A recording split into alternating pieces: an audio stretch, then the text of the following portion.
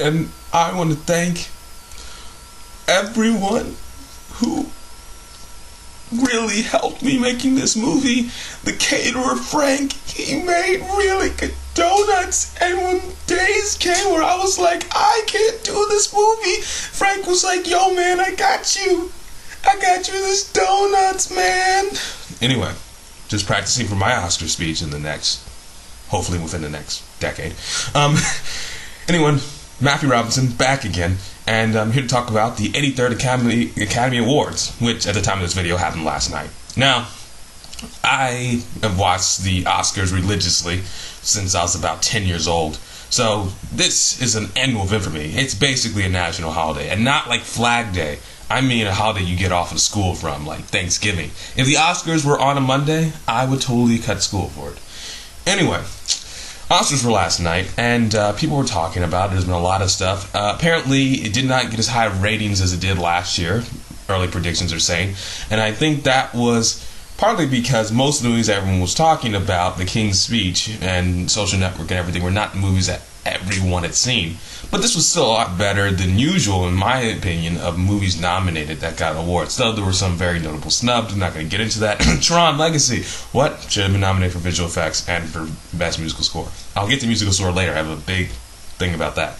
Anyway, I want to talk to you about the 83rd Academy Awards. The hosts this year were James Franco and Anne Hathaway.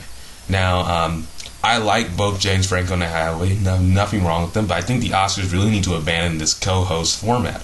I just don't think it works. I think one of the best moments of the night was when Billy Crystal, a former and one of the greatest, if not the greatest, Oscar host, came out and he talked about Bob Hope. Here's why I think it's better to have one host. All the energy gets focused on that one person, and then that person is able to kind of move the crowd and move the audience.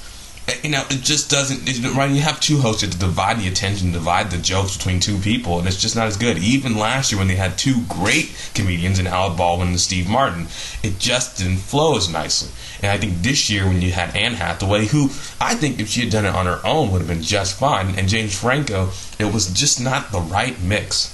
You know, I think when they were doing it, that it would have been funny if they had Anne Hathaway and Hugh Jackman. In fact, they should have, since they made fun of Hugh Jackman the whole night. Poor dude was in the front row just getting blasted on. Look, James Franco apparently said in an interview that he didn't really care about the Oscars, and it kind of showed. No offense, I think James Franco's funny, I think he's cool, but he just wasn't a good host. Being funny and being able to host an award show are two completely different things. And when you have to host the Academy Awards, you have this certain charisma and this certain lightness about you. And James Franco, besides for a few brief moments here and there, wasn't really that funny. Anne Hathaway was charming, but not like she really knocked it out of the park. That being said, I think if she had been alone and just been focused on Anne Hathaway, maybe. Plus, it's always weird, I think, when someone who's nominated is the host. That's weird. And this is not the first time the Oscars have done it. James Franco was nominated and he had the host. That's just so bizarre. He was backstage when they were calling his name. One of the biggest moments of his career. He's backstage just sitting there on a little director's chair like, hey, I'm James Franco. So that's my thought on the host situation. Now, as far as the awards go, pretty much everything fell the way I figured it was going to fall. My Oscar prediction, I got 16 out of 24, right? That's not too bad. But I usually can do better, but 16 out of 24 is not bad when I haven't seen every movie that's been out. I was kind of disappointed. This was the year I'd seen the most movies nominated in the documentary category, and I still managed to get it wrong. But oh well. Everything went pretty much how I expected to go. There were a few happy surprises. I actually thought they were going to give cinematography to maybe The Social Network, but they gave it to The Inception, which I was happy to see. I'm not going to lie. I'm biased a little bit. I liked Inception, as you can see from it's a mirror image. I keep forgetting that. As you can see from I can see what the webcam is producing, and it shows me a mirror image, and I forgot about that for a quick second. But yeah, Inception's there, and it's just I liked Inception a lot. Now, do I think it should have won Best Picture? No, but I still think Christopher Nolan should have been nominated for Best Director. Do I think it should have won Original Screenplay? I think it should have gotten a chance, but obviously they need to justify The King's Speech, which won Best Picture. Some people have argued that that everything was too focused on the popular movie. But I think Inception was one of those high art films, which I liked because Christopher Nolan was pretentious about his movie and just made a fun movie that everyone liked, that most people could understand, that was fun, and it made a lot of money and everything. I don't think there's anything wrong with that. I'm not saying that The King's Speech is good or bad. I've actually not seen The King's Speech, even though I really want to. But I kind of followed the trend, and I knew where I was going to go.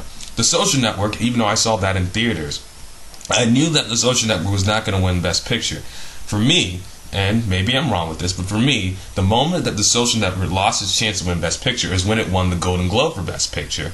And the producer, I believe it was, apologized to Mark Zuckerberg, basically apologized to Mark Zuckerberg for making him seem like such a jerk in the movie, which I thought was just a terrible, terrible thing to do. You can't make this whole movie that slanders somebody so viciously and then say, oh yeah, by the way, that girl that we had at the beginning who said you were a loser, yeah, we were just kidding when we said that. No. And I think as soon as they said that, they had lost any chance they had of winning Best Picture. I think, honestly, there was probably a better chance of Black Swan or Inception winning Best Picture than The Social Network.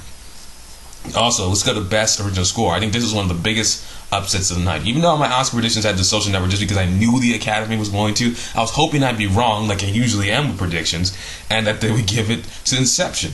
Now, some people will argue that The Social Network, just because of the movie and how it flowed through the movie, should have won. But score is so much different. And this is something that's personal to me because I love movie soundtracks. I have it on my iPod. I listen to it all the time. It drives on my parents and my family members crazy because I love movie soundtracks. And Inception had the best movie soundtrack this year. If you listen to it, each track is unique and different, but they're atmospheric, and yet they all seem like they belong in the same movie. The Social Network really only has one orchestra melody that they repeated over and over again. Honestly, if you want to get an idea of what The Social Network music was all about, you need to listen to 2 tracks on a CD. But to truly appreciate what's in the Inception soundtrack, you need to listen to all of them because they're so different. You got Dream Collapsing, which is exciting and kind of the signature theme of Inception. But then you have Old Souls, and you have Paradox and Time. And these are softer, more thought-provoking. And then you have, I can't remember, it's like 528417, the number Cillian Murphy had in his head. And that one's more of like this kind of inspiring revelation type music. And then you have Projections, which is just mind-blowing and exciting, and Don't Think About Elephants, which is just like adrenaline pumping, and Mombasa, which almost seems like it's one with a completely different soundtrack, but yet still has that very underlying Inception theme of it, and it's just fun and cool and bright and exciting and flashing everywhere. So I think that Inception should have won Best Soundtrack. Some people are saying, oh, because Hans Zimmer's basically been doing all the same stuff. But if Hans Zimmer's been doing all the same stuff, then how do you explain him getting nominated for Sherlock Holmes last year, which was a completely different soundtrack than Inception? I mean, I listen to movie soundtracks. You can't BS me on movie soundtracks. And it was BS that The Social Network won Best Original Score. No offense to the people who did the music for The Social Network. The 2 tracks that you created were incredibly well done. But that doesn't deserve Best Score. Maybe Best Musical Track, not Best Score. Even then, there's no way you beat anything like Dream is Collapsing or something of like that nature. Still, it was an exciting Oscars. Better than last year's, by far, in terms of winners and just the kind of general excitement around the Oscars. There's some movies that I haven't seen that were nominated for Best Picture or other awards, like Winter's Bone. I want to see that. I haven't yet to see True Grit. I would really like to see True Grit. I saw quite a few Best Picture nominees. I saw Inception. I saw Toy Story 3. I saw The Fighter. And I saw The Social Network. And I feel like I'm forgetting one. I feel like we're getting one, but maybe it'll come to me later. But anyway, it was an exciting year. It was a cool year. There were some mistakes. No award show was perfect. And to some of the comments that I read on some people, they had posted some comments or in the interwebs saying that the Oscars should just get rid of showing Best Editing and Best Art Direction because some people don't know what it is, or I don't get it, that's boring. That's your own fault for being ignorant and not knowing how much effort and time goes into those categories. Just because you can't see it and think about it visually, or you don't understand the importance of art direction or sound editing and sound mixing, doesn't mean that they shouldn't be a Broadcasting Academy Awards. Those people work just as hard as everybody else, and they deserve to be televised. So just because you're ignorant and lack culture doesn't mean that it shouldn't be shown. So to those few people out there on the interwebs that said that, and I read their comments, if you ever see this, let me know that I'm calling you an idiot. Yeah, I am. And you can leave a comment if you want, but you are. Finally, one of the greatest speeches of the night, two of the greatest speeches, come from one kid. He won the best live action short for God of Love, and he just reminded me of like a kid that like I knew and everything. And I thought one of the greatest things that he thanked his mom for catering, which is so, like that is so like still, and he's still film student, and that's awesome. That's so inspiring for someone like me. And it was also very cool to see that he thanked the great state of Delaware. I think that's an Oscar first. I mean, I've driven through Delaware, and literally Delaware is like you drive through it, and you're like, were we in Delaware?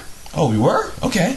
I mean, it's really like nothing there. For him to thank the great state of Delaware means a lot. And I have to give big kudos to Natalie Portman for her Oscar acceptance speech. Not only did she not need notes, and one of my friends argued that because she probably knew for a long time she was going to win. Regardless, she took the time to remember everyone's name and thank people who helped her dance, helped her train. She thanked the camera operators. Camera operators and narrators never get any love, and their job is so vital to the movie. They are recording it, and she was willing to thank them. She knew them by name. That is special. That's classy, and I loved it. I'm not saying that everyone needs to thank that many people.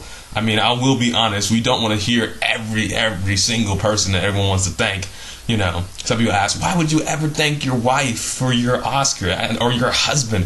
What do you mean, why would you never thank them? Those people will work you the entire time. That's like working on a film project. Or let's get it outside the world of film. That's like if you worked on a project, let's say, for a year, and that there were nights where you were up late, there were nights where you couldn't come home, there were nights where you were away from your family for weeks, sometimes months on a time, and you're not going to thank them for being patient, for understanding that you were working on something that was bigger than yourself.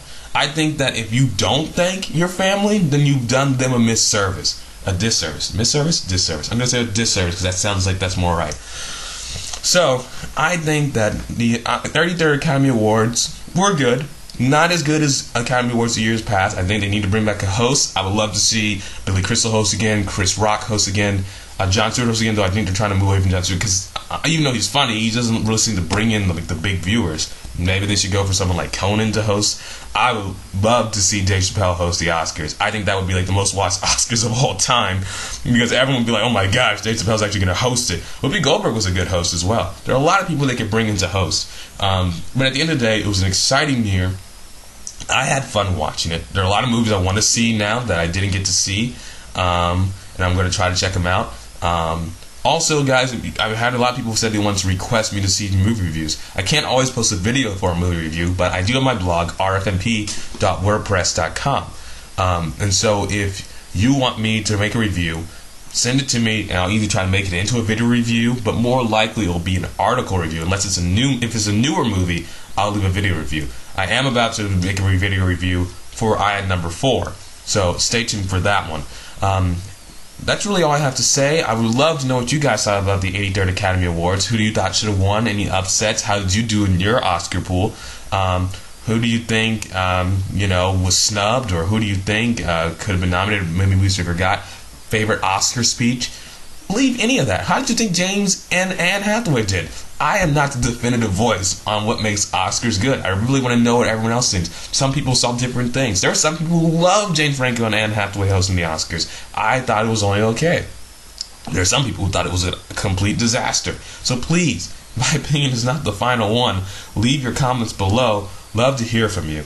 Until next time, I give this Oscar to my over 1,150 subscribers. Thank you. Please bring more people to subscribe to my channel so I could get a lot of views. Check out my sketches. I feel like, I work hard on those. I would love to hear what you guys think about them.